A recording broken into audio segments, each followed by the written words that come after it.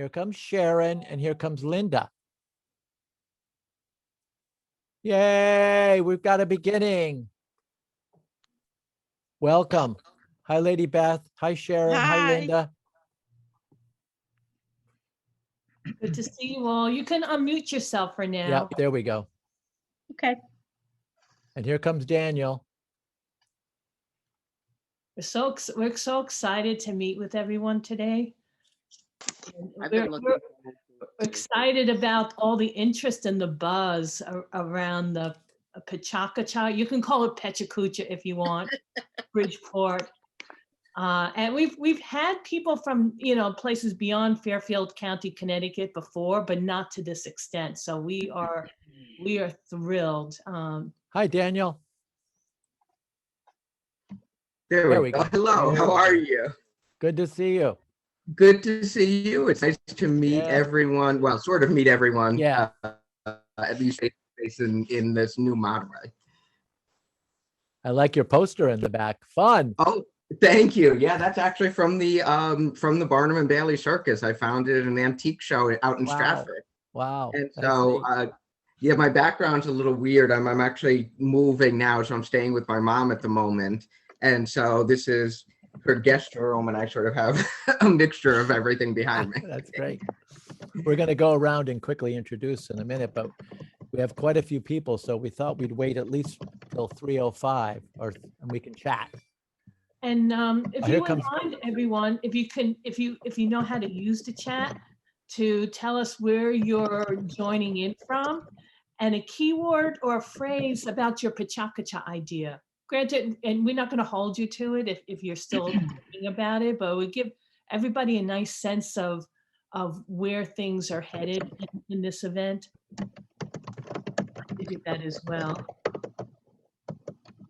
Hey, Linda. Okay. Hello, everyone.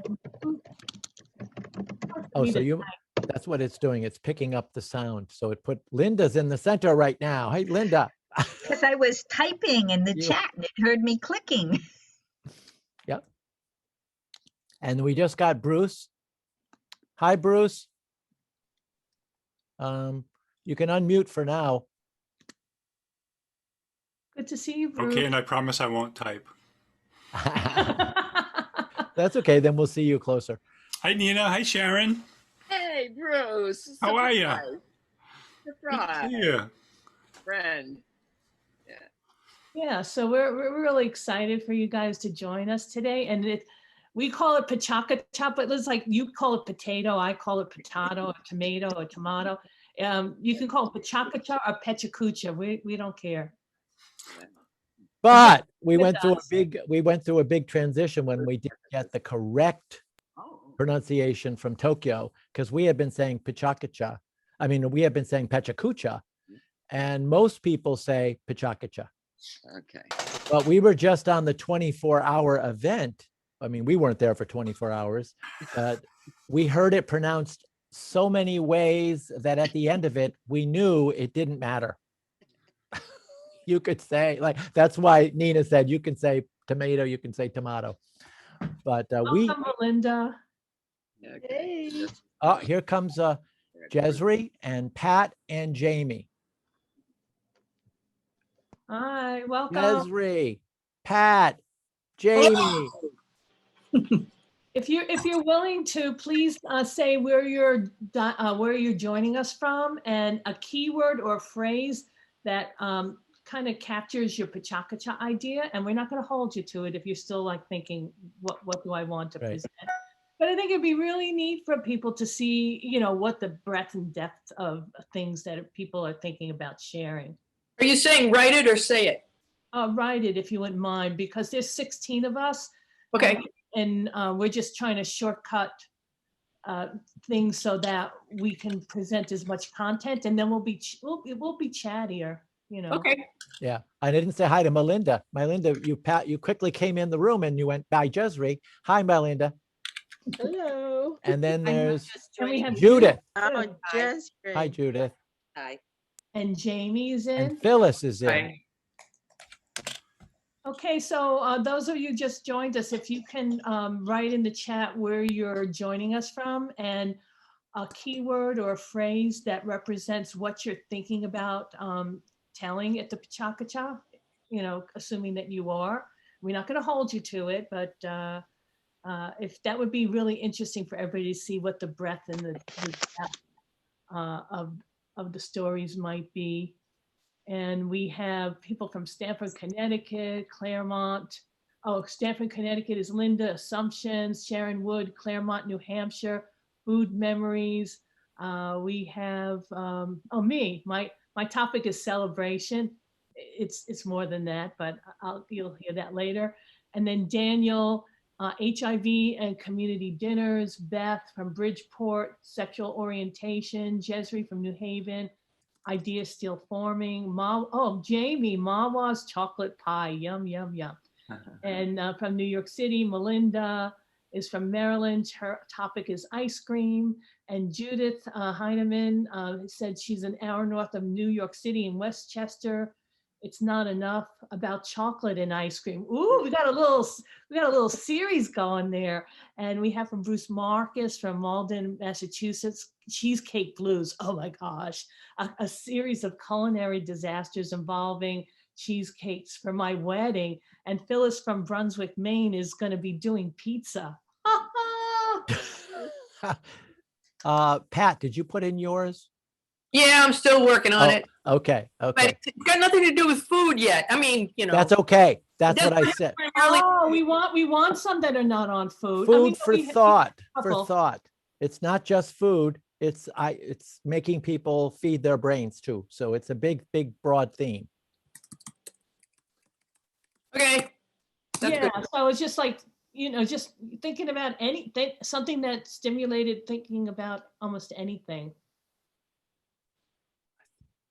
I don't Okay. see anybody in the waiting room, so that's good. Okay, let's go. Do we have everybody? Let's see, we have 16. There should be 16 of us. 13, so we have 12 of the 6. Oh, we don't have Vaughn Sims and Matt on yet. Doug Wade, we don't have Doug. We don't have Vaughn Sims, right? Matt McGee, He's not here yet. no. We have Linda, we have Jesri, we have Beth, we have Jane. Jane Knox, no. Okay, we are going to start though, because we don't want to cut into your time, and we can always add people as we go along. So I'm going to share the screen. And, oh, there's 2 people coming in now. Here comes Doug and here comes Will. Hello, Doug. Hello, Will. Welcome. We're just about ready to kick off. Say hi. And we're in the chat screen. We're putting in our name, where we're from, and maybe a little bit of a topic that you might have for your PechaKucha. Go ahead. Can you hear me? Yes. Okay, very good. Welcome, Doug. Good to be here. And Will, can we hear you? Can you hear me? Gotcha. Cool. All right. So we're just ready to kick off. I'm going to share the screen. Let's see. Maybe. Okay. Okay. So do you have the opening slide of food for thought? Yep. Okay. Well, that much you know. you know that this is about presenting a visual and story that deals with making people think about life. And if it has food in it, then that's a bonus, but it's not necessary because we're just making people think. And Nina and I both accidentally met each other at the Barnum Museum at an event where I was working at the Westport Library, and I had just found out about a PechaKucha, and I had no clue that Nina knew anything about PechaKucha. And I said, I introduced myself, and she mentioned that she had just been to Maine, and maybe you can fill in, Nina, that part. Yeah, I said, hi, I'm Nina. I'm a traveler. He goes, I've heard, tell me more. So I just got back from Maine. I went 6 hours to tell a 6-minute and 40-second story. So And then you all, PechaKucha comes out of Bill's mouth, and I'm like, my mouth is just like wide open. and so we worked together. She said, I'd love to help you put on a PechaKucha. So we put on one in Westport. And we only had 4 presenters. And one of them, the title of hers was The Exploding Sloth. When she was on a family vacation in Costa Rica, they witnessed a sloth explode. Well, that has gotten over 4,000 views on the PechaKucha site. And I think it has partially it's just the concept of what does it look like to see and you never do really see an exploding sloth. So the title often leads people to your PechaKucha.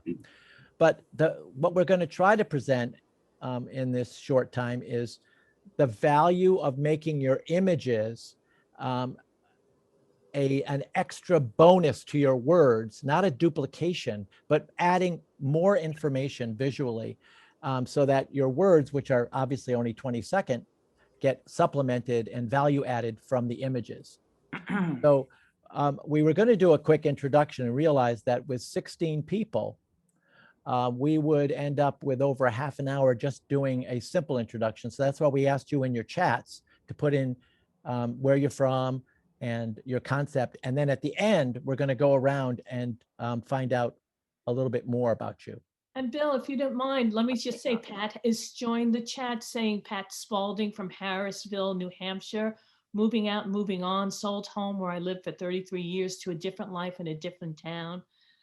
Judith will come back with us. And Doug Wade is of Wade's Dairy, and he's more than a milkman.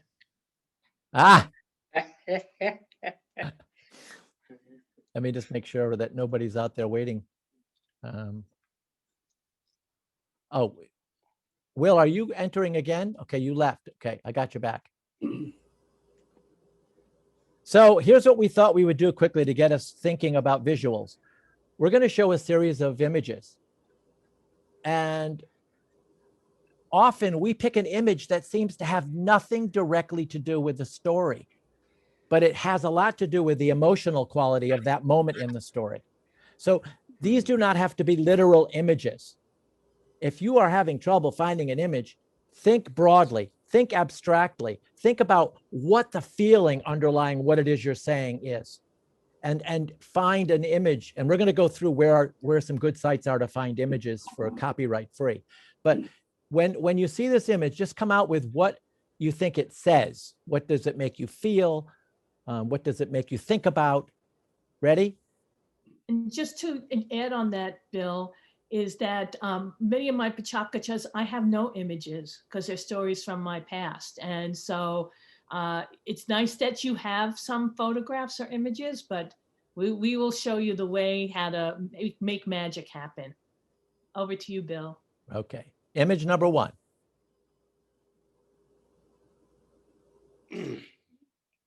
Having a baby. Earth. Art. Underwater. Freedom. Yikes. Sad. Depression. Don't rob me. Things aren't going so well. Pessimism. Bad mood. Lonely. Power. Force. Moving. Energy. Oops. Falling. Nature. Nature. Invigorating. Breathtaking. Stunning. Transparent. Exposure. God-sized hole.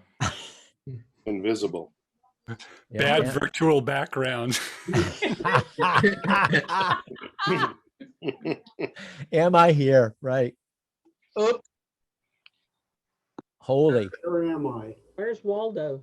Yeah. Hungry. Trapped. Crowded. Old times. At pre-COVID rush hour. B.O. Yeah, BO. Yeah. Luck. Nothing's Oh. perfect. Hope. Lucky in love.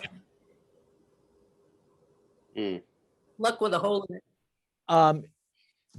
The point of that is that, as Nina said, sometimes you don't have the picture that you want, and you have to think broader, and you have to, like, Nina loves to, like, she says, oh, I met a man in the elevator.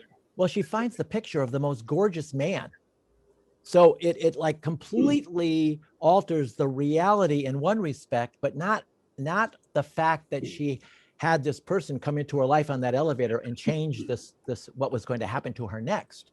So the image does not have to be from reality. It can be broader. So Nina's going to show a PechaKucha that if you saw her PechaKucha from last Saturday night on the live 24-hour event, did anybody watch it? I did. Okay, so Beth, you've seen this PechaKucha. This is one that she Yes. made for the I Love PechaKucha, the International Day, which Right, was and last. before we start, is that, you know, I designed it specifically for this event. And so it's not necessarily representative of my stories, but it's a fun one. And it's going to explain a little bit about who I am and where I'm headed. So here's a 20-second, it's 20 by 20, 20 images, 20 seconds each. They move automatically. I am not going to touch the keyboard because they're set for 20 seconds. You can't hold it back. So if you're not ready for the next one, it still goes. It just moves like a glacier. Here goes. But Nina's not like a glacier. Ready, Nina? Tell me Yeah. when. Okay, here goes. I love adventuring outside my comfort zone. I get nervous, excited, and the good kind of scared. Meeting new people and doing new things make me feel alive. Here I'm in Vietnam riding a scooter for the very first time. I didn't think about spinning my adventures into stories. Here I'm sitting outside the Dalai Lama's palace in Tibet. These ladies sit down beside me. One of them eggs me on to take this photo. She puts out her hand, I shake it, she nods no, she wants money, best dollar I ever spent. I never told the whole story until I found this message in a bottle. It was set afloat by a little boy with a big dream that it would travel far and be found. It got found, but didn't travel far, less than a half a mile. But so what I did is I put a second message in the bottle. I wanted to progress his dream, and I sent it back out afloat. And it got found a little while later, 29 miles away across the Long Island Sound in Long Island, New York. I told everybody about what happened to me and people I didn't know, and they were surprised. They felt joy. They were mesmerized. I told the whole story. I pitched it to a storytelling show, and I got a yes. When I was on the phone with the producer, I gave him the whole story, and he said, "What are the stakes?" I didn't know what he meant. What is the 5-second moment, the moment of no return? I didn't know what he meant. I said, "Don't worry, I will do all of that." Here I am at my first performance, and I'm telling my story, and people are listening and they're reacting.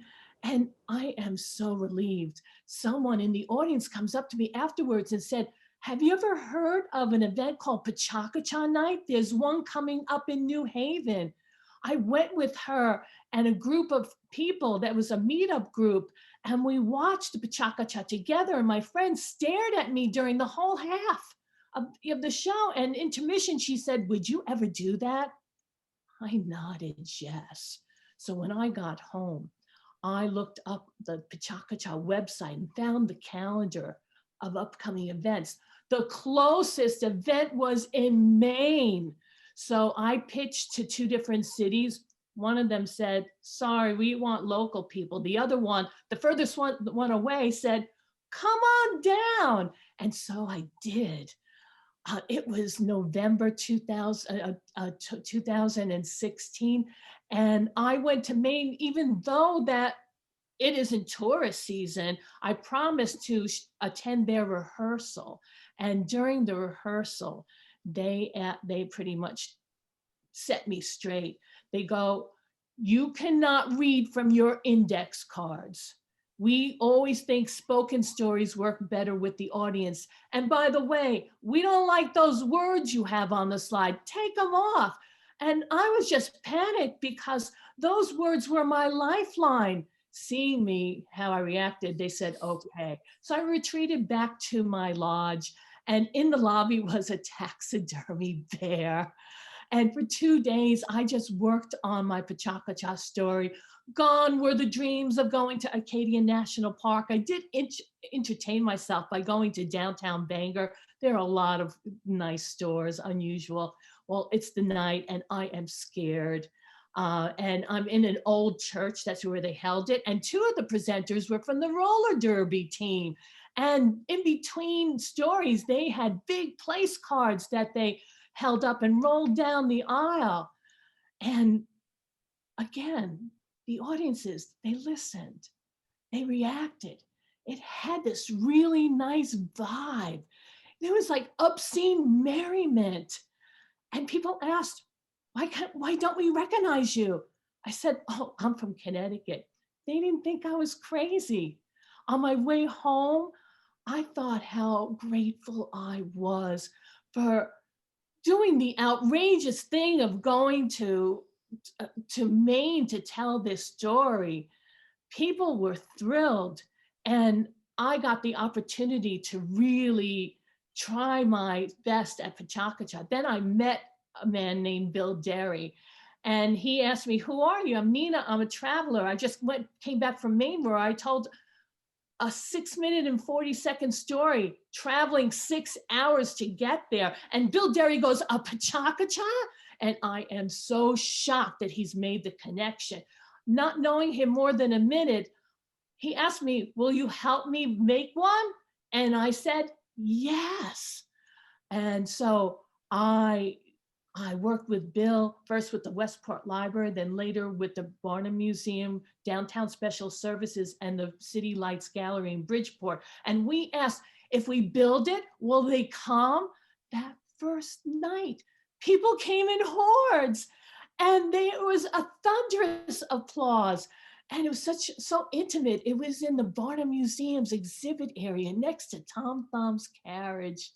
I love hearing other people's stories because I hear things that I would never read or know about otherwise. And I love how stories would just bubble up from me. Making stories actually helped me look at my past and help me create my future. I love crossing paths with creative people from all walks of life and the positive people in the PechaKucha Bridgeport planning team. I'm a storyteller now. That first story changed everything. Thank you. Woo! Hey. So it gives you the full idea of a 6-minute and 40-second PechaKucha. And you saw some examples there of images that maybe you can explain, Nina, that came from, you didn't have an image for the event. So the church, for example, or the rollers. I had an image for the event, but I didn't have permission to use it. And I didn't really have time to ask for the permission. And so I used mostly a website called Unsplashed to supplement the few photos that I did have on there. And so, again, was that snowy storm picture really Maine? No, but it could be, interpreted as Maine. So these are some of the people that are the forces behind PechaKucha Night. We have Susan Kashmar, who's executive director of the City Lights Gallery. These are all local leaders. We have Lauren Coakley Vincent, and she's the president of Downtown Special Services in Bridgeport, Connecticut. John Swing, kudos to him. He saw the first PechaKucha in Westport Library and said, you know what? This is something that P.T. Barnum would have done. And that's how we ended up coming to the Bridgeport Library. And Bill Derry, my good friend Bill Derry, he not only has wonderful stories in him, but he's really the driving force of all the IT behind this event and running the event. And myself, I represent myself. I'm Nina Lasiga of NL Productions. Next. PechaKucha. So here's the posters. Not that the posters, if you've looked at the PechaKucha website internationally, there are the most incredible array of graphics. Darius, what's Darius's last name, Nina? Rick. Yeah, I'll show you his poster, but it won for one of the 20 best posters of 2020. And the ironic thing is we had to cancel that PechaKucha because it was during the pandemic, when the pandemic closed everything down. So we've got a poster that is number 1 of 20 in internationally, yet it never actually had a PechaKucha. So we started out in 2018, and we try to get a theme that's very broad for every PechaKucha so that almost any story will fit. The first one was the noblest art is that of making others happy. And the second one, we didn't even, we focused on the same theme. The third, which was every year we do one PechaKucha with the city, the city arts trail. And so we have it at the Bijou Theater, which is a very good venue for giant images. And our first one involved, we try to get as many artists involved as that as possible, although the whole focus of a PechaKucha is creativity. So most people have some bit of an artist in them if they're going to do a PechaKucha, but not necessarily. These are number 4, and then transformations, number 5, which we did at the Beehive Co-working. It was our first time going to a different venue. We learned that it's not so easy because you have to make sure the sound system is working and get everything set up. It's so much harder. But we would like to move around Bridgeport. It's just that the Bijou and the Barnum are our best venues for ease of setup and having a place for the audience. And But PechaKucha was, we turned up the heat. Yeah. On the Not Your Mama's PechaKucha. Almost anything went. Well, we have 3 people in today's workshop, Linda, Beth, and Jesri, who have in fact done 1 or 2 PechaKuchas. So, and Linda, I know you did one at the Not Your Mama's PechaKucha. You did one on different toilets, which was hysterical. Yes. And we had one particular PechaKucha, which was, well, let's just say it was Not Your Mama's. It had a nudity and it was a bit risque. And so we built the entire PechaKucha around that one. And the spectrum was from people building a pool in their backyard to different toilets in different environments to self-emulation. What do you call it when you stab yourself? Emulation? Anyway, it was a wide array. I did it on Love Potion. Oh yeah. Yeah. And our number 6 PechaKucha was back at the Bijou for the Bridgeport Art Trail. We actually had our first person who Skyped into the event from Denver on that. So this was pre-pandemic, where now we're doing our very first virtual PechaKucha, mostly because if we didn't, we wouldn't have one.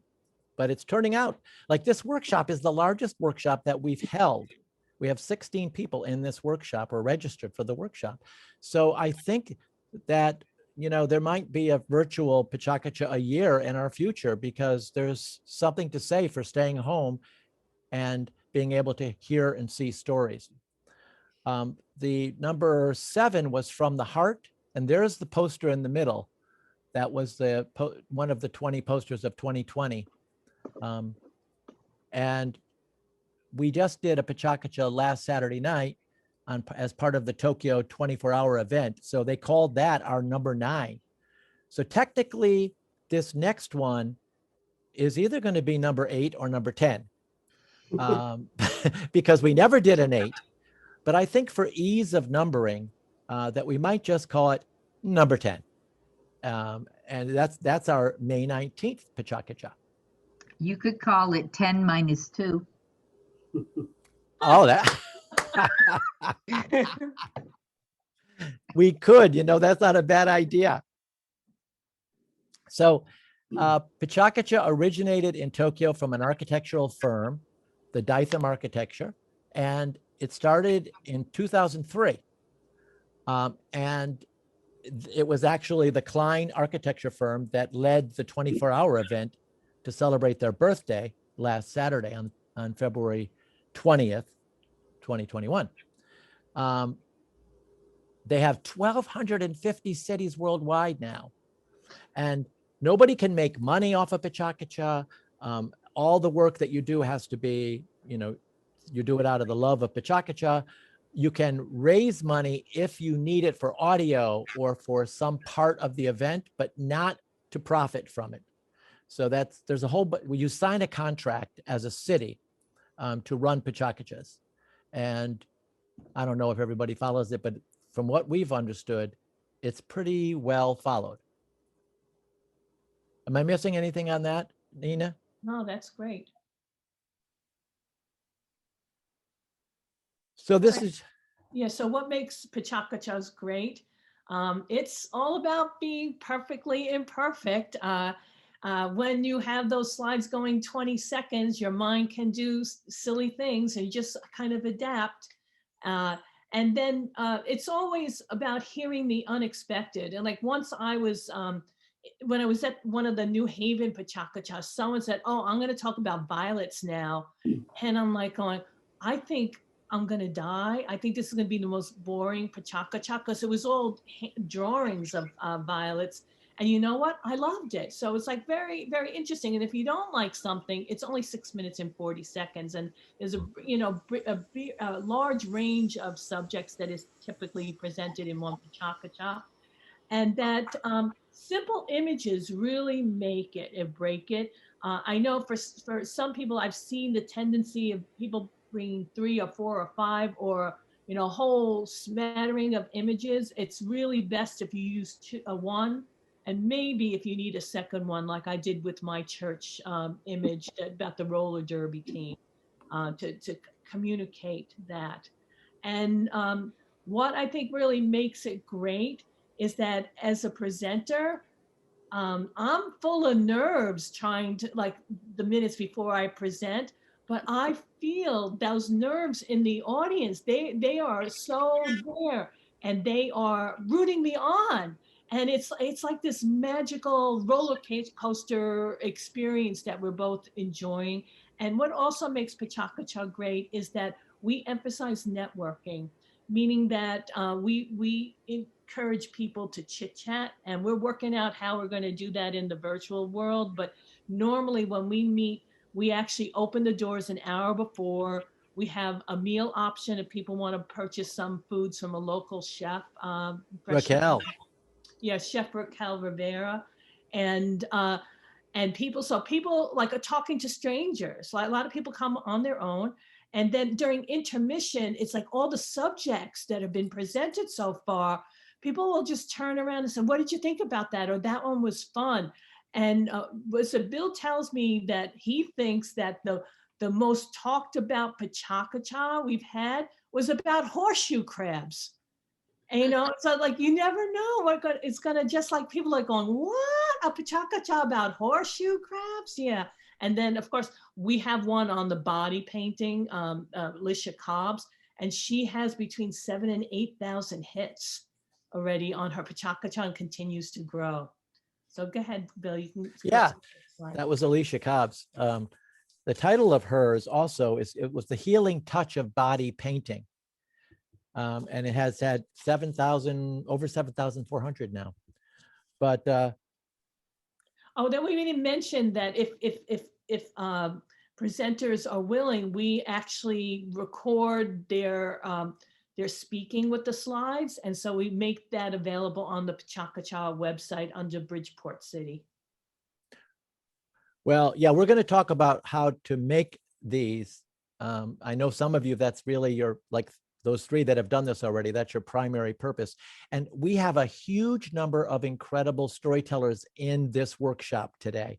And that's due to Nina's reaching out to fellow storytellers. So your ability to tell stories is not what you're here for. Although you might, having an image with it is probably different from what you normally do. You probably have had some experience with that as well. So our goal is to look at that link between the image and the words. So here's my little attempt to help, and it's a little.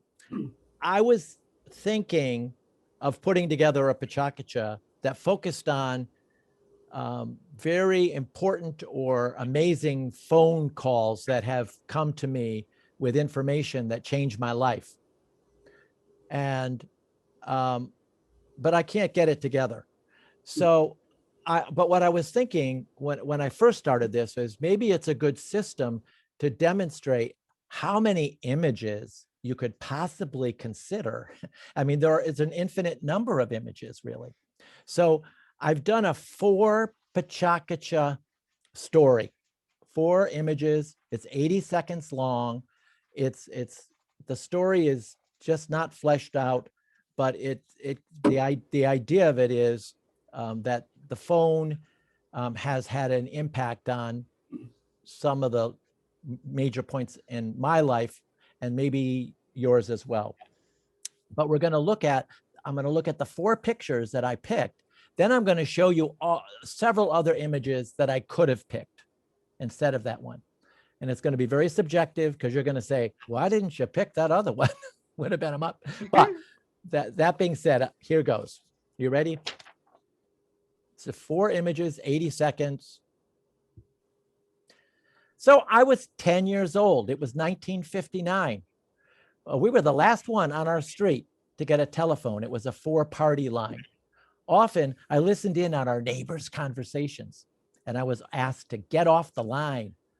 And of the thousands of calls received and made between 1960 and today, I'm going to give you 2 of the most memorable. I had just graduated from high school. I was 17. It was 1967. Home alone, I received this wild call. I learned that my 10-year-old cousin's life had tragically ended, and his mother, a very close aunt, was in the hospital. The police were investigating, and sadness was like, it just froze us all for a long time. The next big call came in September of 1969. I was 20, I was a junior in college, and my father called to exclaim that my mother had finished delivering a baby girl and the doctors were cleaning up after the birth when they said, uh-oh, here comes another one. And I learned I had identical twins, my sisters, Barbara and Brenda. So my relationship with my father was not very good ever, but this one call was very positive. And he died 8 years later at 50, and his call 52 years later still reverberates. And I'm sure you have memories of phone calls that made you emotionally charged or changed your life. Thank you. Woohoo! No! So let's look at now on that first image. I had to look for copyright-free images. So I'm going to show you some of the systems for finding copyright-free that are in the domain where they're free to use and share as long as you're not making money, which we're not. So we try to avoid pictures with words, with a lot of words that take over the screen. One of the reasons that they did PechaKucha in the beginning was because architects were spending too much time showing all of these lines of text, and they were going on and on. So it should be, unless it's absolutely necessary, wordless images. So those little bubbles on this picture that I chose, they were innocuous. They were background. I didn't see them, but I wanted the party line to be predominant. So if you look at, like, I could have done party, and that would have taken off on the whole idea of a party on the telephone. Or I could have used the little string phones, which would have pointed to how old this is, or the telephone rates at the time, or the old phone. But that was what I thought was the best for the party line. Now, the family tragedy. I love the stone. I just felt the stone summed up what happened. It froze us. It was tragic. But these were the other ones that I considered, which also have in them a sense of nuclear explosion, or just of deep sadness or broken heart. This one, I didn't have any actual pictures of them when they were just born. And I wanted the twins part. And so of these twin pictures, again, it's very subjective. I like looking differently up from the feet, the babies. And the last thing that I'm saying is that the phone is a bridge. It's more or less a bridge through time of some of these significant events. So I like the Brooklyn Bridge, and I like the one with the phone receiver. So I superimposed a receiver over the Brooklyn Bridge for that last one. So I don't know. I don't know if that helps or hurts, but also I'm going to show you some ways to get images. Any comments? Those were great, Bill. I like the one of the 4 feet of the twins. Right. Because it didn't register with me that it was twins till you got to that part of the story. Okay. I think if you showed twins first, it would have me wondering, what's that got to do with what you were telling? So the story dominated in that slide. And when you said twins, then I got it of what the picture was. So I like that. Good. I agree, especially after the family tragedy section piece, and then going into the twin piece right away, showing those 2 feet, like Nina said. It was a little bit of a whoa moment, but it kept it almost kept me holding on to see what this part was about. Well, your task is going to be which comes first, the words or the images, and sometimes you have a story and you already have some images. So obviously the images are going to guide you in your story creation.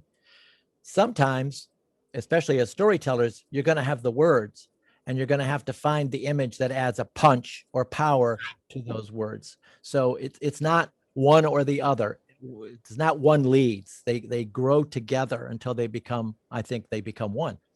I have a question. Yes. May I ask a question about copyright for images? Yep. So in what I'm thinking of, it's actually based on a poem I wrote, which is about chocolate and ice cream and food and so on. And I have specific foods which I actually found online, that particular product, which is really not made anymore. And I found it on a website. And I'm wondering, is that photo of that product copyright?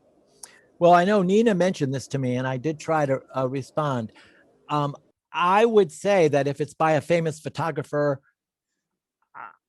I don't have an easy answer. I would say no. I guess that would be my easy answer.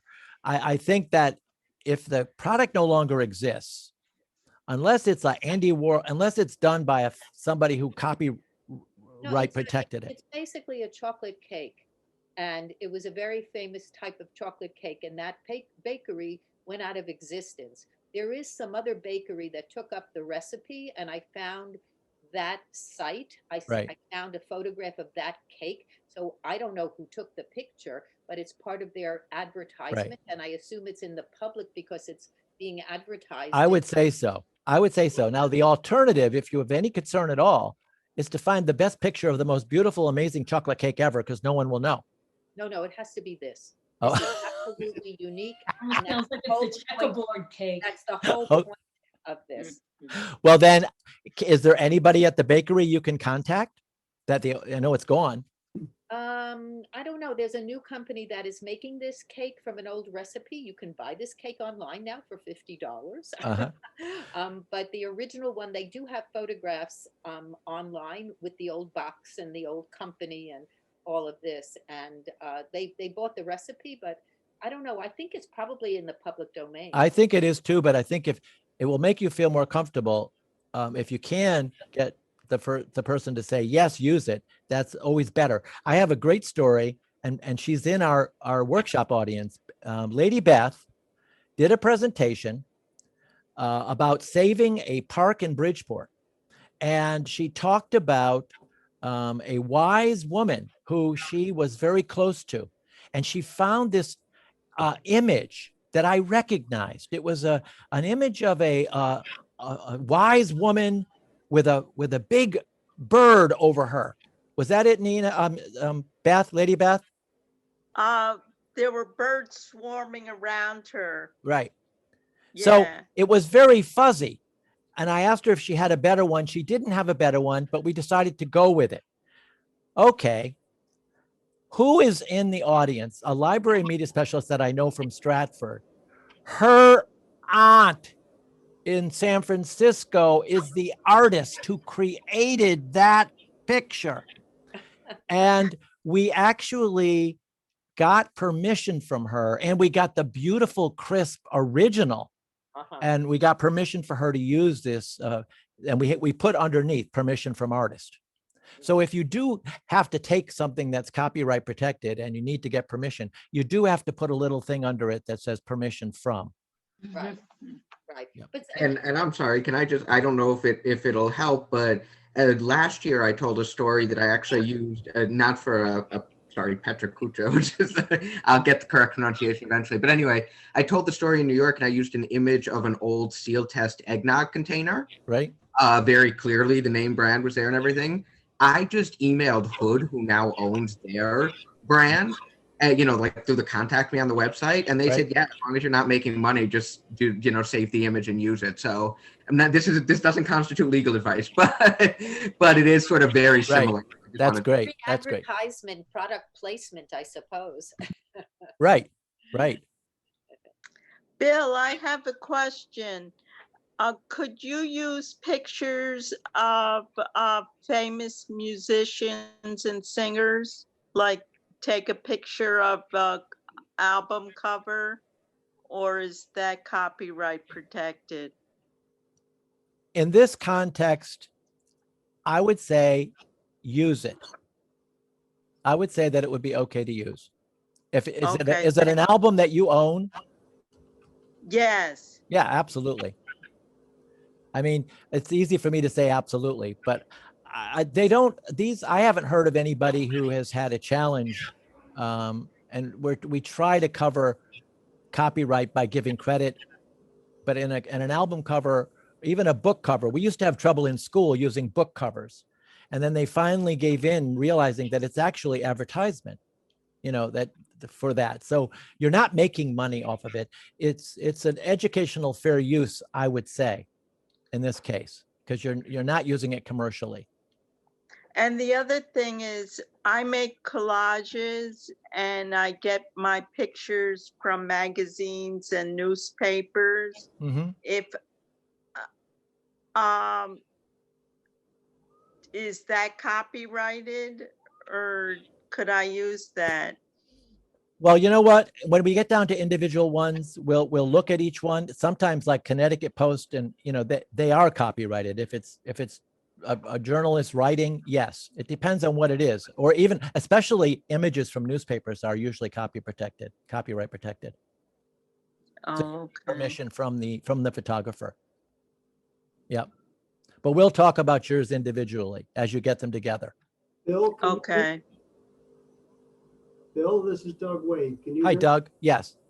Yeah, I lost my video. Can you readmit me? Oh, okay, sure. There you go. There you go. Sorry. There you go. I didn't see you at it. I saw it after you said that there was an admit. Are you in now? I'm in. Thank Okay. you. I could hear you the whole time, but I couldn't see anything. Okay. I'm putting a couple of addresses in the chat. And I'll send you a link to this PowerPoint so you can download it if there's information in it that you might want. But this site is important because the PechaKucha.org site, for you to create a PechaKucha, you need to have an account. So you'll need to go to PechaKucha.org and create an account. Now, Linda has one, Jesri has one, Nina has one, I have one, and Beth has one. But everyone else will need one. And it's obviously free. You can decide what you want to put on your profile. It's like any other media, so that you can put an image if you want. Now, you see, when you get there and you look for Bridgeport, you will see these events. You'll see volume number 9, volume number 8, volume number 7, and very soon you're going to see volume 10, which will be our food for thought. So I'm going to go through step by step how to create your PechaKucha online. What you do want to remember at the end is to link it to an event, because then it ends up appearing at the end of the event. We don't want to publish it before the event, obviously, but at the end of the event, you are now live on the World PechaKucha site, and you end up being entered under the PechaKucha Bridgeport volume. So let's see. And everybody, PechaKuchas are really about sharing something you're passionate about. So whatever your topic is, it's really something that you have a reason that you want to tell this story. And we suggest in building the story that there is some kind of key message. All stories should have a beginning, middle, and ending. It should drive towards an end point. You don't want to let people hanging at the end. And typically in storytelling, there's something called stakes. So this is often a challenge involved. And then what we call a 5-second moment towards the end, where something changes, you change, your thought changes. But when it comes to PechaKucha, you can embrace that kind of approach. But some of the PechaKuchas are more about, these are my 10 favorite things. And so you feel free to do that as well. And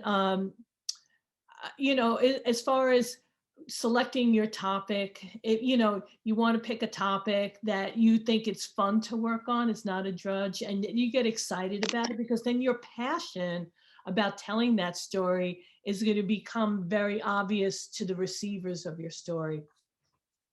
Thank you, Bill. Yeah, and the topics we have right now, 7 of the 16 have submitted a proposal for a topic, and all of them are fantastic. So hopefully, if this workshop puts you over the edge where you say, yeah, I'm ready now to put in a proposal, you will put in the proposal. We realize that right now we have 8, and if we get over 10, we might decide to make this a 2-night, a double event, because 10 PechaKuchas is it's a little over an hour. So we figured that because we have so many wonderful people here, we don't want to exclude anybody. So we might make it a 2-part PechaKucha if all of you decide to put in a proposal. That would be so exciting, because right now we're PechaKucha deprived in Bridgeport, because we had a year hiatus. We said we cannot do this, virtually, and now a year has gone by. It's like, we have to do this virtually, and so we're going to make a way how to do that. And as Bill said, it'd be nice if we had enough for 2 people. That might be our new model in the spring. The spring PechaKuchas that we get together. We have 16 tellers or 10 tellers, and we make it into 2 fun nights that aren't as late at night. And so you'll have a robust audience throughout the event, and gives us time to chit chat. Which is what PechaKucha means, by the way, in Japanese. Chit chat. Chit chat. Chit chat. That's good. Thank you, Nina. We forgot to say that earlier. So where do you get these copyright-free images? You know, I should actually go over to Google and show you this, because the Google Advanced, how many of you know how to use the Google Advanced Image Search? Yeah, Linda, okay, quite a few. I'm a Luddite, so I will need a lot of hand holding with anything to do with the computer. I Okay. am warning you in advance. Okay, well, then you will get it. That's our goal, is for, if you want to present, we are going to make it possible. The technology should not be what causes it not to happen. We will come and pick up a flash drive. We will make sure you have the technology. So, Okay, yeah. thank you. And I will need it. Okay. I will show you, let's see. Let me go over to Google. Let me share a different screen here. Basic desktop. Okay. Okay. Let me move this down. Do you have my Google screen now? Yes. Okay. Yeah, I guess you were shopping for shoes recently. Oh, you know, I was. Hold on, I'm wearing them. Yes, I was. Isn't that terrible? The way I'm glad that's what I was shopping for. I know. I'm glad it wasn't the latest porn site that came up. So Google Advanced Images. So Google Advanced Image Search is a special, just type into Google Advanced Image. Then you get this crazy screen. So let's say I'm looking for, like you can see, I was looking for a dystopian city. So let's say I want to look for a warm, fuzzy animal that has something to do with my story. Now, I want this to be copyright free. So go to the bottom. And you see my usage rights right here? Yes. Okay, it says all. You don't want all. Do the drop down and pick Creative Commons licenses. And Creative Commons means it's going to find all images that can be used for sharing that are not getting any financial remuneration. So Creative Commons licenses, I do an advanced search. And here's some warm, fuzzy animals.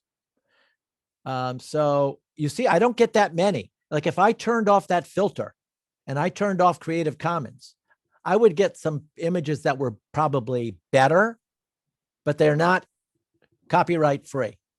So let's say What is it called again? Creative Commons what? Licenses. Licenses. Yep. So let's say I'm going to take this Arctic fox, although I might take the kitty.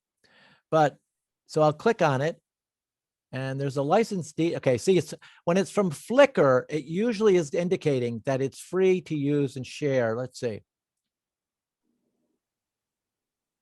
Sometimes they say you can use it, but you must give me credit. Some rights reserved right here. So, the rights reserved. You can use this, but you can't use it for money. So it's attribution, non-commercial. You are free to share, copy, and distribute the material in any medium or format. So you must give appropriate credit, provide a link to the license, and indicate if changes were made. Okay, you didn't make any changes. So you can use that. Now I'm going to show you other sites too. Advanced portion screen.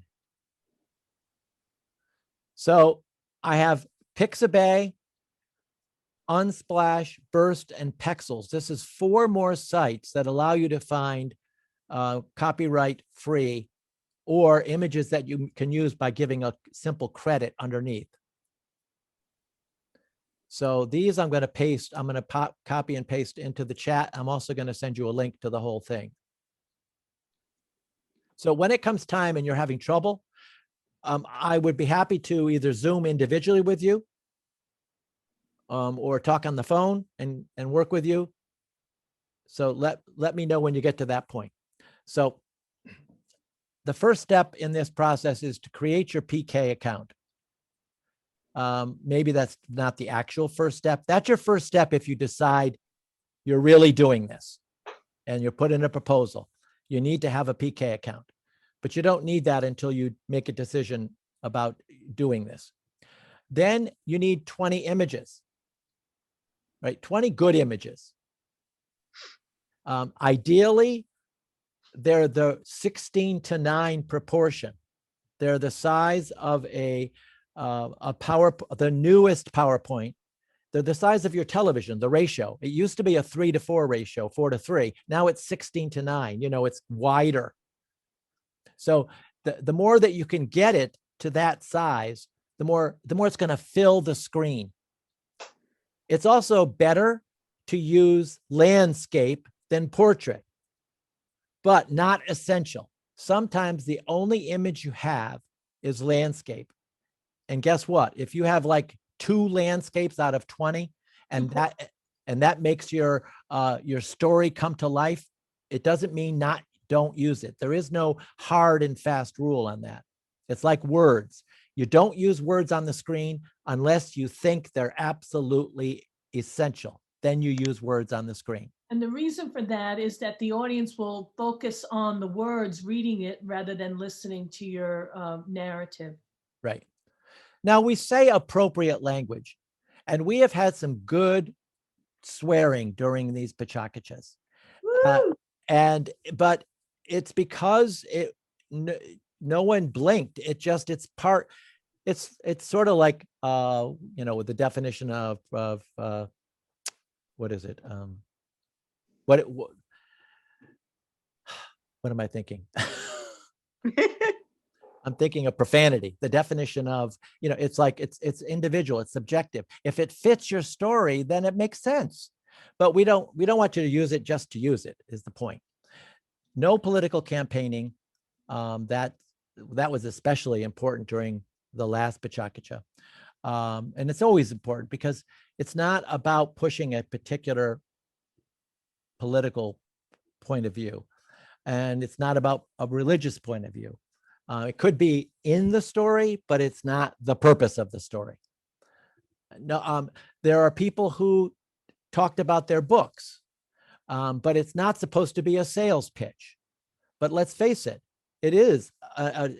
We always realize that it's partially about you because you're the one telling it. So at the end of your story, we want there to be contact information. We want there to be networking. We want people to know about you and your work and your life. So it is just not a direct sales pitch.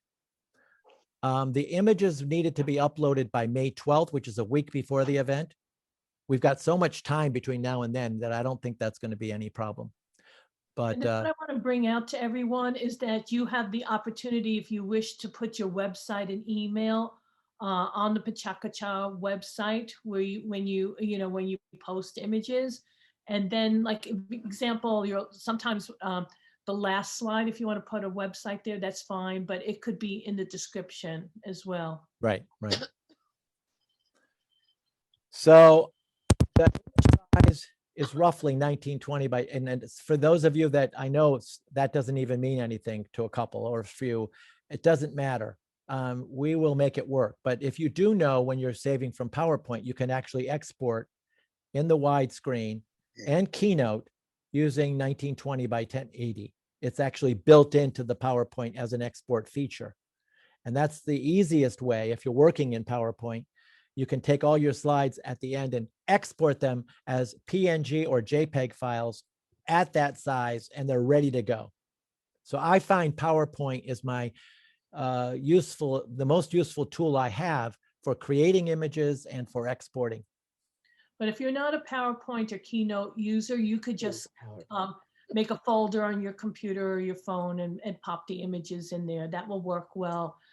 When you're putting your PechaKucha together, it's nice that you put it, into a slide format, because you could really see the flow easily. But it's not essential. It's just a nice to have. There's also slides on Google Docs.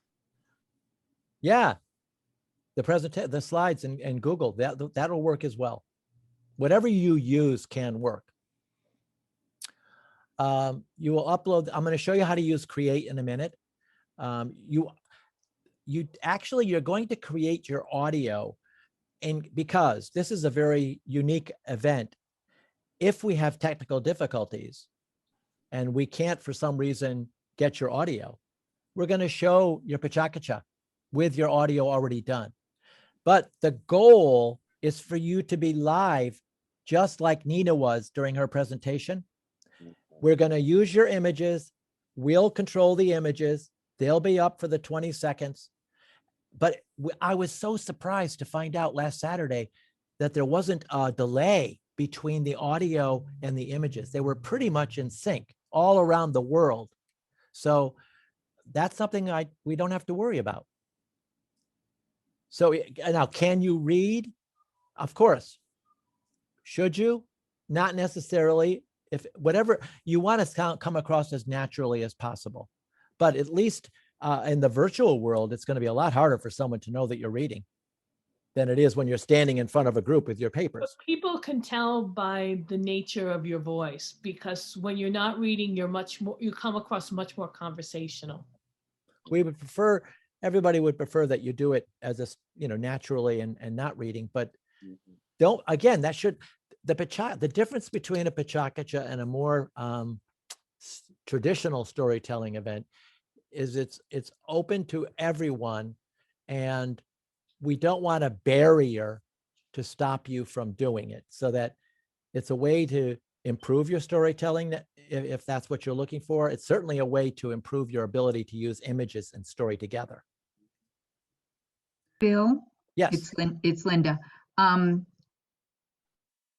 I'm confused. Are we sending the separate slides like we used to, or are we making the whole thing at PK Create? You're making the whole thing at PK Create unless you have problems with that.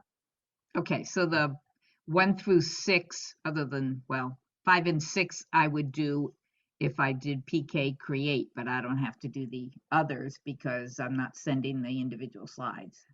Well, you still need your slides. You still need them. Yeah. Yes, but I'd be making, yeah.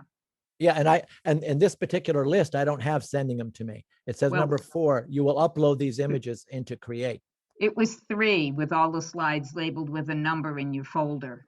Oh, well, you see, when you, from PowerPoint, when you export, it automatically puts the numbers on every slide into a folder. So then when you upload, you would just highlight them and upload them all in one swell swoop. But if that doesn't make any sense, then you will have to either send them to me, or we'll come up with an alternate way to do it. If you're not using PowerPoint, do we eliminate numbers 2 and 3, or do we have different directions? If you're not using PowerPoint, you need to convert that into what you do. You need to, if you're using slides, you need to see what slides does. So you need 20 images, whatever way you're going to do them. Okay. Meaning that they can be 20 different image files, like images from your camera, or they're images that you put into some kind of slide presentation. Okay. And then you might decide, you want to crop them, or, put 2 portraits side by side, and then you would export it. And that would also give you a new set of image slides. Okay. Ideally, things you can make modifications, but you know what? You can just have 20 images, like 20 photographs from your camera. Okay. And if you go to look at PechaKuchas on the PechaKucha site, everything that we say, someone will show you that they didn't do that. Like they used words, or we try not to use multiple images on on one slide, but sometimes you need to. But if every single one of your 20 has 2 or more images on it, I think it dilutes the value of each image. So ideally, it's a single image on the screen. But sometimes you need 2 or 3, like Nina did in a few of hers too. Are you going to send us these steps like in an email or something, or do we need to copy this from this? I was going to give you a link to this email. Oh, great. To Okay. this To presentation. this presentation. Can you download PowerPoint or no? Yes. Okay, I will send you a link to this. So you'll get it If right you after the can't- If you presentation. can't download PowerPoint, let Bill know and he could convert it into a PDF. Could you Yep. make it a PDF for me? I don't really know if I have PowerPoint or Sure. not. I'll do it as a Yes. PDF.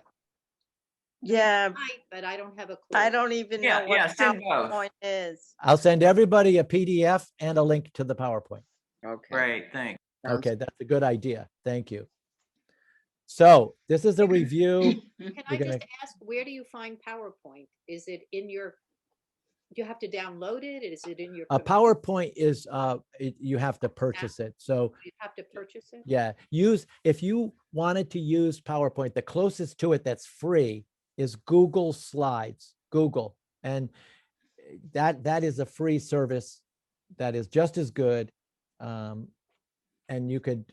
I could show you how to use it. And if I have a Mac and I have like Pages and things like that? Oh, then if you have a Mac, you have Keynote. Keynote, okay, Keynote is PowerPoint in Mac language. I see. And then it gets exported as something else? Yeah, but we could have been, it's too complicated. If you have pictures, then you might have enough right there. You might not have to put them into anything. We might be able to just use the images. So, And if you have a PC and you have the Microsoft Office suite, then you very likely might have PowerPoint. I just looked and I do. but it's like now it's Office 365 and it could be an old version. But you're right. If you have a PC and you have that suite, Office suite, then you have PowerPoint. I do have an older version. I have, looks like I have 2016. Is that That'll- not good? No, that'll be good. That's still that does all this stuff on it. Yep. So I want to show you actually inside PechaKucha how to create an account, where to make a profile. Making a profile is like any other profile. Creating a PK is not like much else, but it's pretty easy. I did it on my phone. I did it for Lady Beth because I wondered, could I really do this on my phone? And if you have your images on your phone, you can actually do the entire PechaKucha from your phone. So that's in case is anyone else working just from a phone? Okay. A description is key because that's all people see if they want to watch your PechaKucha. It's a 2-sentence description. You have to upload your images and record your audio. So let's jump. I'm going to go off of stop sharing for a second and go to the website. Okay, here we go. I'm going to share again, only this time. Okay, so you're going to go to PechaKucha. Now, you see my little icon of myself because I'm logged in. Right there where I'm circling? Right. Okay. So obviously after you'll go here and you will, instead of log out, you need to create an account. Right. And that'll just be, if you've ever created an account for anything in your life, it's exactly the same. Right. So you make that account. Then you see this create right here. Yeah. Where it says create beta. Right there. Yeah. Well, it's on a toolbar at the top. Yeah, well, where my mouse is going round and round. Do you see my mouse? Yes. Yeah. Okay. So let's see, I could annotate. Yeah, here we go. Yeah, right there. Okay. Now, that's of course, now it's not letting me stop annotating. Oh, there we go. So I click on create. There we go. So PK create new presentation. And this is where, now you can edit. So don't think that once you've written the title, you can't change it. everything is editable. And also, for those that are scared right now, I can do this instead of you. Oh. So if I get your images, I can put all this in. So it's not required that you do this.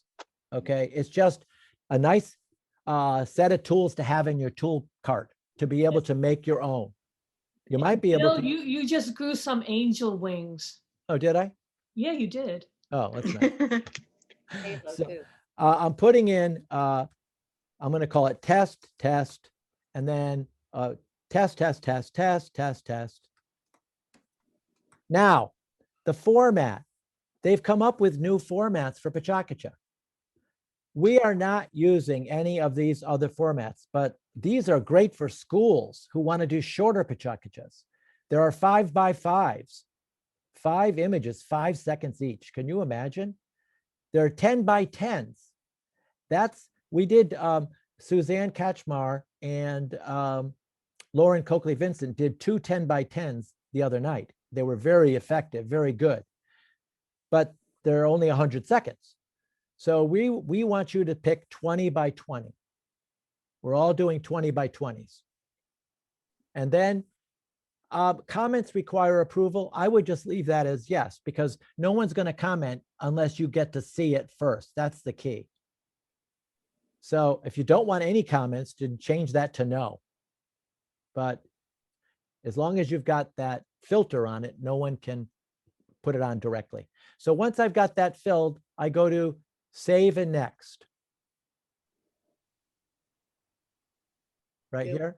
Where was save and next? Save and next, right up here. Okay. You got it? Yep. Okay. So I click on that. Now, oh, what a great screen this is. Drag and drop. But see where it says browse right underneath? Browse? Yes. Okay. So I browse and I look in my, let's see, my folder. Nina, I'm going to take yours for now because I know you have 20. Okay. If I find it, let's see. And folks, if you're working on a small computer, like I have a MacBook Air, to see the edit button, I have to actually scroll to the side. Just sharing that tip. You might all have big screens and not need that tip. So when I told you that because I exported in PowerPoint, it creates a folder, and then look what it did to the images. It calls them slide 1, slide 2, slide 3, slide 4. See that? Yes. Okay.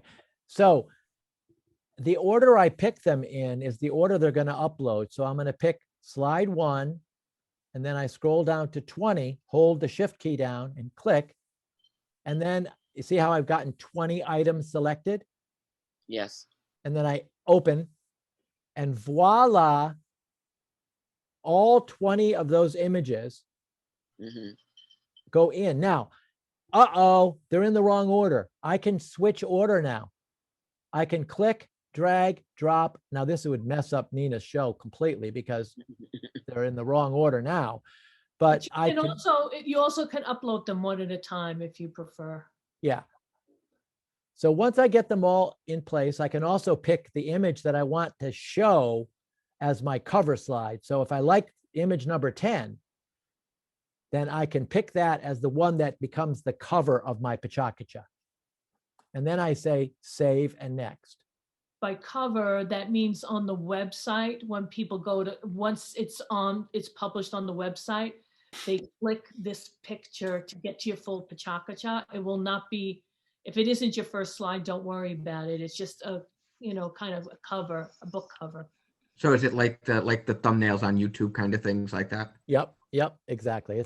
That's it, exactly.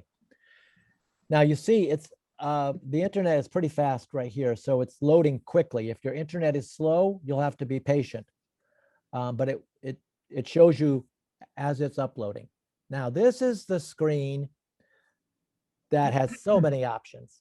Now, basically, you'll probably, unless you're really well organized and you have your script all ready to go, which I would recommend you do, but it never happens in once, it's probably going to be a few tries for you to get your audio right, especially the first time, because 20 seconds. So you will say, start record on the left column, start recording audio, entire presentation. I don't think you should try slide by slide. It's too choppy. Ideally, this is not like a travel log where you go, this slide is, this slide is. It is a story. The images are there to support and add value, but they don't have to happen exactly when you start that next sentence for that slide. Nina is really an expert at this in terms of telling the story and letting the images sort of flow into her story. So that's your goal. And I think if sometimes my story will progress and the image isn't there right away, and that's fine, because there's going to be flexibility. Every time, especially if you're not memorizing it, the words are going to be a slightly different every time that you say it. And so I do aim for like, bam, that's the word I want for the next slide. But if it's like a word or two off, I don't sweat it at all. Right. So if I click on this right now, this is what I get. I get this wonderful, this is a tool that you could use for other things, for making family videos, for making stories. It's just an incredible free tool that they have made for us to use. So here you've got these 20 slides. You see the red telling you that you're on slide number 1. You see the start recording button. Where's that? Right here. Let me start recording right here. Where? I'm making a big circle around it. It's the big green button with probably small on your phone. You'll have to scroll down. Bottom center. Oh, okay, I see it. Yeah, you're learning how to adjust for the size of that screen on your phone. You have to scroll it to see these things. So once I press start recording, okay, I've got 20 seconds and I'm going to scroll along and roll along and I'm going to keep going and I'm talking away and I've only got 9 seconds and I can't believe it. It's on slide number 1 and we're not going to go through 6 minutes and 40 seconds. And I'm going to pause. It will change the slides for you just like you're watching it. It will allow you to stop and redo it, so I can say finish and restart my recording. You can finish, save, and then later on, now it has to process.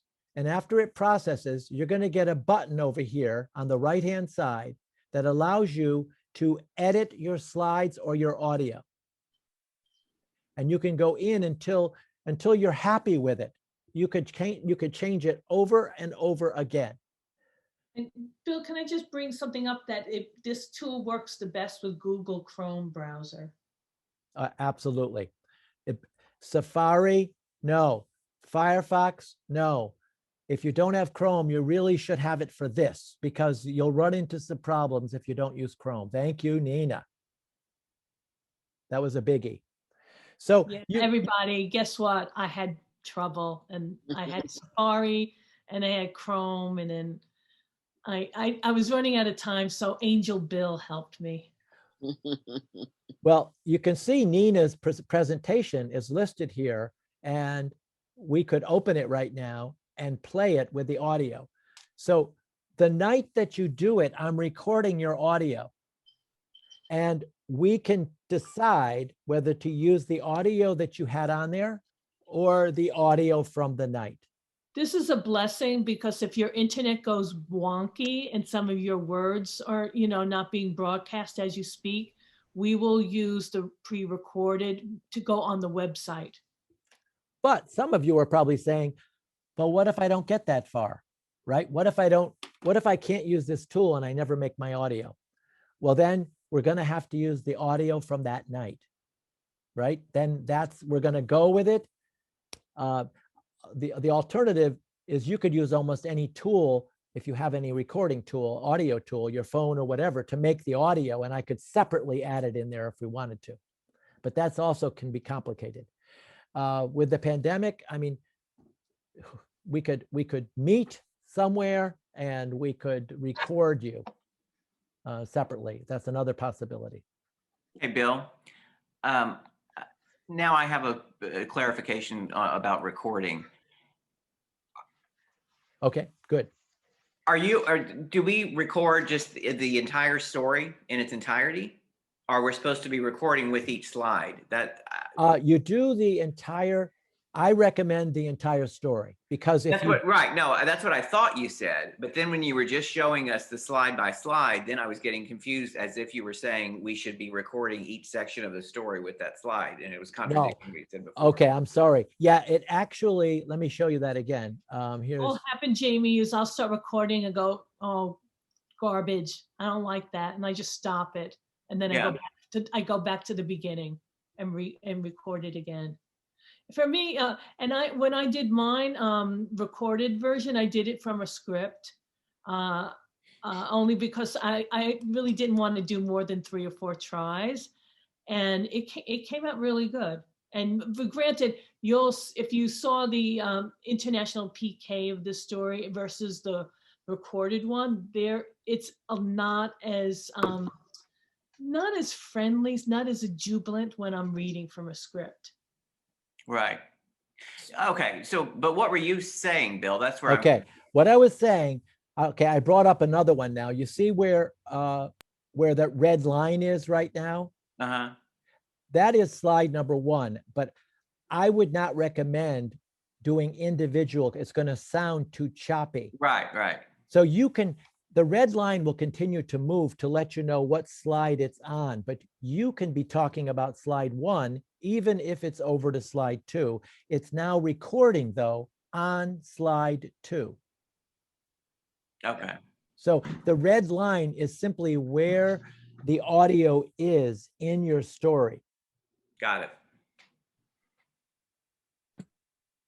So we load our images in first. Right. And then once all the images are loaded, then we can just press record and it will just kind of flow through the entire thing. Exactly. Yep. Okay. And when you're happy with it, you finish and save. It takes a little while to process, like up to an hour for the processing to take place. Then you can listen to it yourself and see if you like it. So if I have a story that takes 8 minutes to tell, when I prepare, I get all of the images, but I've got to tell the story in 6 minutes and 4 seconds, right? 6 minutes and 40. 40 Yes, seconds. you got it. If you have an 8-minute story, it's now 6 minutes and 40 seconds. Okay. Yeah. The recording tool will end at 6 minutes and 40 seconds on the website. What we have done in the live recording, if you go over like 5 seconds, Bill will continue the recording, so it won't get chopped off on the website for the live version. Yeah, when it's live, we end up with an extra slide, and the applause and all of the participants' reactions are there. So this will be a little different with a recording in virtual world. But what you're saying is we need to work to cut our 8-minute story down to 6 minutes and 40 seconds. We can't just leave it to be 8 minutes, or at the end of the story, the climax will not be there. Go on. This is one of the beauties of using this format. And it really, you have to make some tough choices on your story. And remember, you have images, so some of the words, some of the description is no longer needed. If I'm wearing a pink dress, I don't need to say I'm wearing a pink dress. And the thing is, I have taken existing stories, put them into the PechaKucha, perform them, and then I go back and I have a totally different vision about how to make my story better. And so I will learn. I will eventually puff it back out to 8 to 10 minutes because that's the time sought after in storytelling shows, a lot of the storytelling shows. But my stories are much better now because I will tend to puff up different parts. So it's like really, really interesting to take a story and do it both what they call moth style personal story, which or this visual storytelling. It sounds kind of like storyboarding. Yes. It is basically, you could consider these 20 slides to be a storyboarding system. Yeah. Although it ends up that it really makes you have to bonsai your story because you are trapped within that format of 6 minutes and 40 seconds.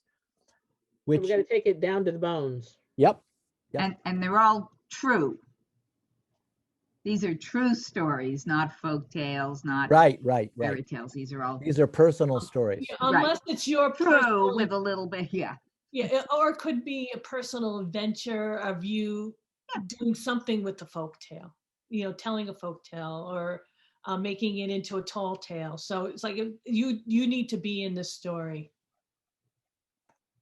I'm sending the link right now to this PowerPoint. And Bill, someone put in the chat, will the recording of this workshop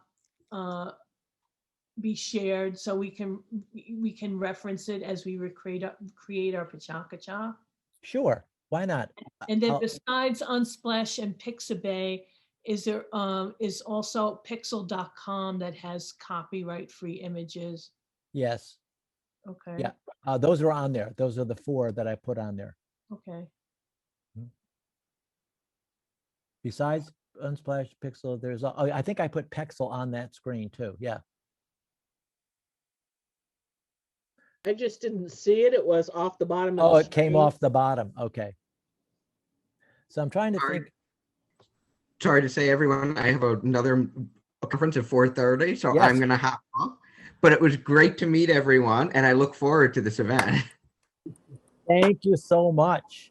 Yeah, we wanted to make it a 4:30 ending, but if anybody wants to stay a little longer, that's fine. If you have any other questions, or here's the slide with the final our links. Here it comes. Share screen. So we are at the end, right? Yeah. Well, yes, but we have our emails here. There. So if you need to put in a proposal, that's the link. And you can contact us individually for any help. Do we need to reserve slide number 20 to do something like this, our own personal information and contact? Or do we use 20 pictures? You need 20 pictures. You can always put something dealing with your personal website on that last slide or a link for more information, but it's not like a title. You don't need a title screen and you don't need a closing screen per se. It's all part of your story. We're going to give you a title screen with your name on it, and it will be also probably a copy of your first image, opaque, so it's in the background with your name on top, welcoming you. Okay.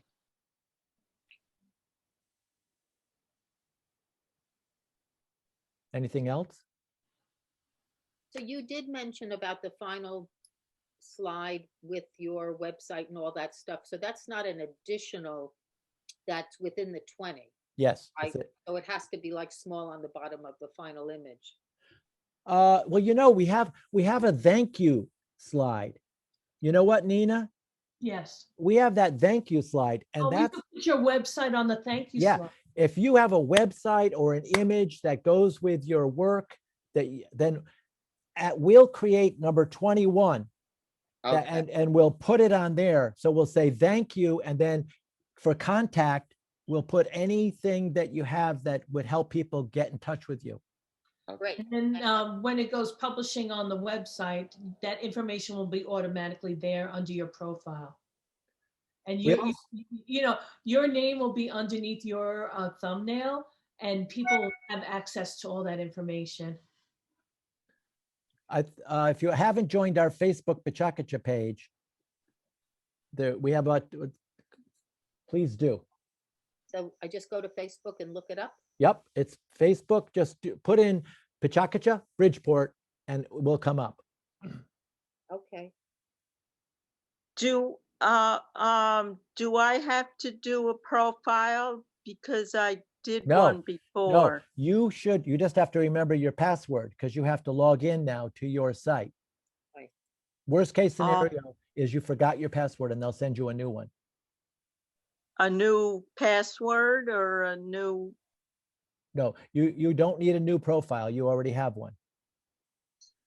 Okay, I forgot my password. Well, we'll have to work on that. Okay. Usually what you do is you just put in, you say, I forgot my password, and then they'll send you a new one. A new password? Yeah. Mm-hmm. Okay. Because let's see. Yeah, you're definitely in there because your PechaKuchas are in here. So when we tell a PechaKucha live, are we going to be seeing the slides on the screen like we saw when Nina told hers, and we hear ourselves in the background? Or yeah, your image will be a small image. Wasn't Nina in the corner of her PechaKucha? Yeah, she was. Yeah. Yeah. So the screen will be filled with your images and you will be spotlighted. So only you will be available for people to see with your story up in the corner. so we'll see it the same way other people will see it Yes. as we tell. Yep. Okay. So And if you want to see it live, you can always check International PechaKucha Day. There's actually a link now, Bill, to our actual hour, I think, that they sent out. So we're in hour 22 it's on the PechaKucha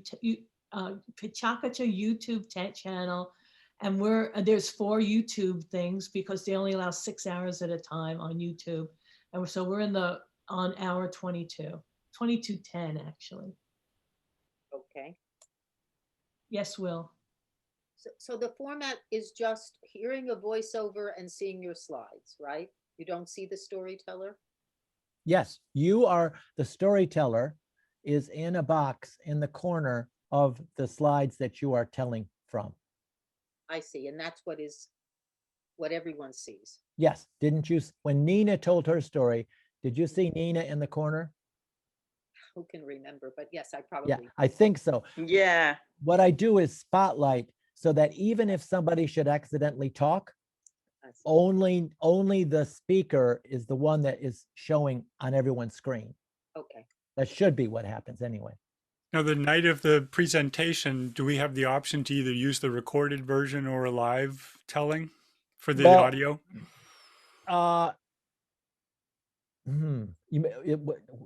Ideally, it would be live. But if you said to me, I'm not ready or I don't feel comfortable, then we would use the recorded one. And then we can lip sync. And air guitar. That might be another interesting thing. Let's try it. Or you could use the puppet. True. Anything else? I think it's going to be get your proposals in, please, as soon as you've decided. So in the next couple of weeks, we know how many people there will be, and we can determine if we're going to do it over 2 nights. I found this very helpful, Bill and Nina, because I was operating under the assumption that I needed to go out and photograph places. Something just happened with audio. Let's see. Let's all mute ourselves. I think it looks like it's echoing on Sharon. So if Sharon mutes, it's probably enough. Bill and Nina, I have to leave, but thank you. Yeah. Bye, Jamie. Bye. Looking So forward I to it. was under the impression I had to go out and photograph things. And I am so grateful that there is a link, a place, and a organized way to do it. So thank you very much. Bill, you're now muted. Right. Thank you. If you're having trouble finding an image, what we often do with each other is say, I'm looking for an image of, and get some help. And then people will find the copyright free and send it to you. I'll definitely do it. So if you have an idea for an image, I'll do a search too. And I thought I had to go to the actual place. And I was a bit confused because I live in Maine and I know Bangor quite well. And when I was watching Nina's images, I was thinking, I don't remember seeing that in Bangor, Maine. That's not Bangor. And then there's that. Yeah. Okay, well, thank you, everybody. I'm so glad that. Bill, one more question. Well, you know what? We're gonna say goodbye, and then whoever wants to continue on, stay in the room. Yeah. Okay? Thank you, Excellent. Bill and Nina. This was very helpful. Thanks a lot, Bruce. Nice to meet you again. I saw you again. Yeah. I know. Stay for a minute. So. Not Bill. Yeah, good to see a couple of familiar faces again, Pat and Judith and Phyllis. Yeah, and so Bill, if you could stop the recording, so of 3, 2, 1, Uh-huh. so that we'll continue with just chit chat. Okay. I will cut it out. I mean, I'm not going to stop. Oh, the you'll cut recording. it out. Yeah. Okay. Yeah. Yeah, so let your hair hang loose. Ask anything you want now. Do you have? Go ahead, Bruce. Let your hair down. Is there? I let it fall out, so I don't have to let it hang out. Down here. That's true. Yeah. Bill, is your phone number anywhere, and is it possible to call you if I needed to? Absolutely. Here, I'll put it into the chat. Okay. Okay, so long as we're getting all of this in some sort of email or text form where I can figure out how to start, then I think that's what. Okay. I'll 'Cause I- send the. And I'll Pat, send the don't worry, PDF. I'll help you. I'm here to help besides Bill, though he's better at the technical side. Well, I could go to you first and then you could send me to Bill. And Nina, do I have your phone number too? Do you have your? Yeah, I can put it in. It's just, so you know, this is a landline because I don't often use a cell. Okay, good to know. Yeah, people, so you didn't get my text message? Yeah, it's a landline. Oh, if you send me a message, I might reply to it a week later on text. Okay, good. I like live in a log cabin. Thank you. Thank you. No, I live in a log cabin. You do? Okay, I think I'll take it. Well, no, that's actually a lie. But your story. My story is about moving closer to the log cabin.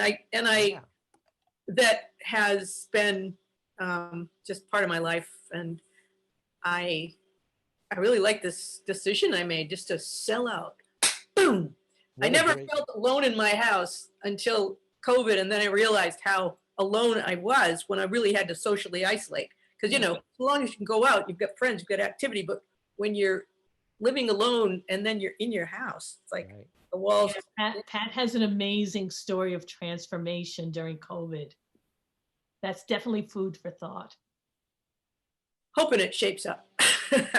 Okay, I think I'll go now. Thanks, Pat, everybody. nice to meet you. Nice to meet you. Bye. Bye, Bruce. Judith. Bill. Bye-bye. Bye. Bill. Yes. Do you have to download Google Slides or get an app, or how do you get to Google Slides? I think we should have the conversation separately, but you get to it by going to Google Drive. If you type in Google Drive, it actually is an app on your phone. It's an app. Google Slides is an Google, it's app? called Google Drive, And then you can get to slides. But I think we should, it's a big conversation to learn how to use it. I should probably. I get have that Google conversation too. Docs. Is that Oh, part Google of Docs, Google Google Drive? Docs, Google Docs will have, that's the Word version. That's the Word. But we'll have to have this separately, I think, because it's pretty, I don't even know if you need it, because you could just use your images. I could just take them. Oh, okay, I think that might be the best way to deal with it right now. okay. But we'll have Hey, a separate I'm going to thing. kick along and get some lunch. So bye, folks. Bye, Bruce. Thank you. Bye. Bye-bye. Judith, great big Lunch. hug. Yes. Yeah, nice. Cyber hug. Kisses. Air Bye-bye. kisses. Fine. Thank you, Bruce, for coming. Good to see you. Yeah, thank you. Thanks for your time. Really appreciate it. Thank you. House looks like it's been Talk to you done soon. in there, Bruce. What's that? I remember you were renovating that room. I think it looks done from when I was there. Yeah, this room is done. We've been dragging our feet on some of the other ones. Sorry for the digression. Okay. All right. See Bye-bye. y'all later. Bye-bye. Bye-bye. So, Bye. yes. And So I thank am you, also feeling a little, I'm a real techno dinosaur. But it doesn't matter because Bill's here. I understand, but I am very excited. One of my motivations for even participating or attempting to participate is to learn the skills.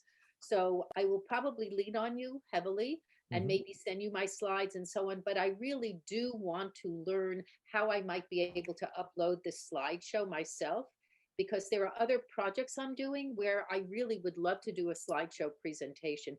I never years ago did PowerPoint, and even when I had a PC and I had all these Word discs and things, I never really had Photoshop and all of that, and I never really got into it. Uh-huh. So I cannot tell you how much I appreciate what I sense of your generosity and patience and expertise to kind of hold the hand of this Luddite.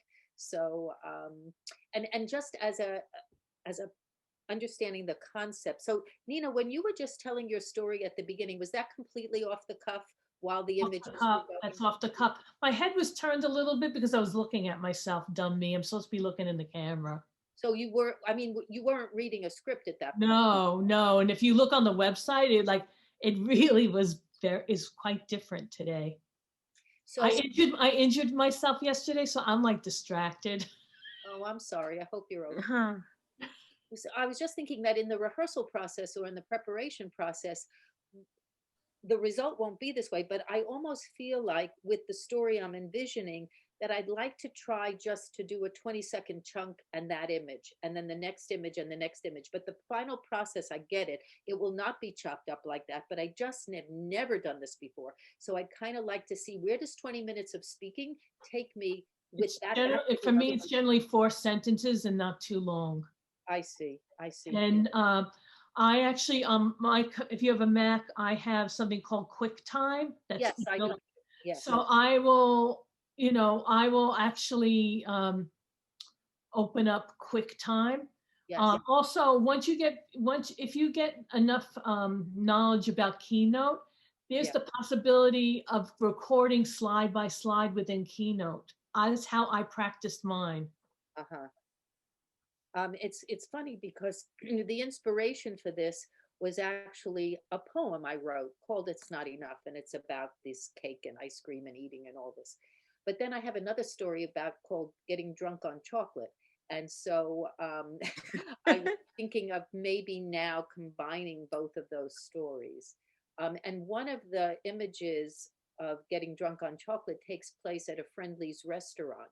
So I was wondering if I had a sign of Friendly's restaurant, is that copyrighted? No, that would be fine. Okay. That would be fine. And then one of the other products is, honestly, it's Fox's You Bet chocolate syrup made in Brooklyn. And if I had a photograph of that label, you think that's I think it's fine. okay? I just can't imagine that it wouldn't be looked at. I could see if you were getting money. This is part of a story. And if anything, it's advertising. I mean, it's positive. I don't see that as being. Yeah, but it's also you could have taken that photograph of that product too. Right, in my Right. own. And you also don't want to get stuck thinking that your story is broken up into 20 parts, because sometimes you need 3 images to go with one section of your story. So it doesn't always, sometimes I had too much to say about something, so I needed to take it and break it up into 3 images, even though it was one idea. Oh, so that would transport you for 60 seconds? Yes, yes. So you would have 3 images? For 60 seconds. So don't limit it to the 20 blocks. It's really your story that's pushing that, and it might be 3 images that does one part. I see. Okay, it's going to be quite a learning curve, but I'm looking forward to it.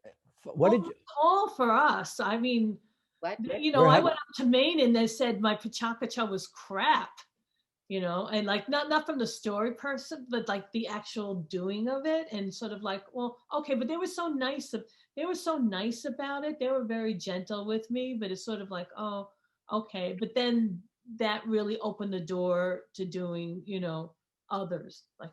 And a lot of mine are not even recorded. I've been to PechaKucha events that they don't record or post, and I don't stop from going. What do? You bring your laptop and show it, or how does it? No, I actually physically go to different places. Like I've done a lot of PechaKuchas in New Haven, Connecticut. Yeah, but how do you show your images? On a screen. Projected, the organizers have you send your images to the organizers on the live event. Send it first, and then you show. And they put them on the screen for you. Just like for this one, your images will not be anything you have to worry about, because you will have already uploaded them and we will be showing them. And I had a thought, this is maybe not for this genre, but like, I don't know how I'm ending it, but one ending, when I just do the poem, is I repeat, it's not enough, it's not enough, it's not enough, it's not enough. And I'm wondering if I could have like a raining cats and dogs, but raining chocolate or. No, there's no video in it. No. Yeah, somebody did that once and it totally wrecked things. I don't mean a video, but I mean, is there a way for like animation? No animation. So could I have like, and this would be breaking that rule where there might be one slide, but it has like all the chocolate things that I talked about? No. A single slide. Okay, got it. All right. And this is a personal story, right? Yes. Perfect. Yes. It's all definitely personal. Great. I think I find the limitations are hard, but it's those limitations that make a PechaKucha kind of special. The networking already. I'm networking with you. I mean, you will. There's just a magic about, well, like storytelling in general, but with the images, it adds another element, I think, of connecting people, because we're such a visual culture too. And we've just connected with so many groups and people through PechaKucha. Oh yeah, the friendships and collaborations, and that's the whole idea. The idea is to increase your network, and hopefully you'll collaborate on ideas that got put out there on PechaKucha to do something very, very special. It's about building communities. Well, you know, for 20 years, I produced Telebration in Chicago. I introduced Telebration to Chicago. And I have produced a lot of, storytelling festivals over the years. But this whole genre of using visual slides and computer is like I'm in alien territory, completely out of my comfort zone. So you're gonna have fun doing it, because it's where the very special experiences are, when you stretch yourself. Well, it sounds like a whole other wonderful network of people and communities. So and you can have global exposure with this. Like, look at Alicia Cobb. This one artist in Bridgeport. So I'll have to look that up. She's just have to look on PechaKucha, the PechaKucha website under the city Bridgeport, and she's actually featured. She's one of the featured presentations. It's not the first featured. There's like 4 of them featured. Okay. The first features about breast cancer, but then if you just scroll down, you'll see hers. I'm not sure if you're aware, but this weekend, right now, we're in the middle of the Chennai Storytelling Festival, which is being broadcast from India, and it's 27 hours straight. So I've been on it all morning until I broke away to come to you. Wow. And talk about global exposure.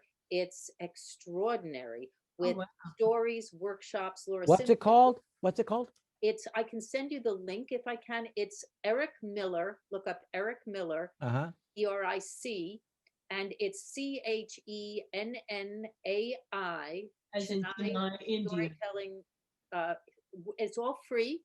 Everybody is volunteering.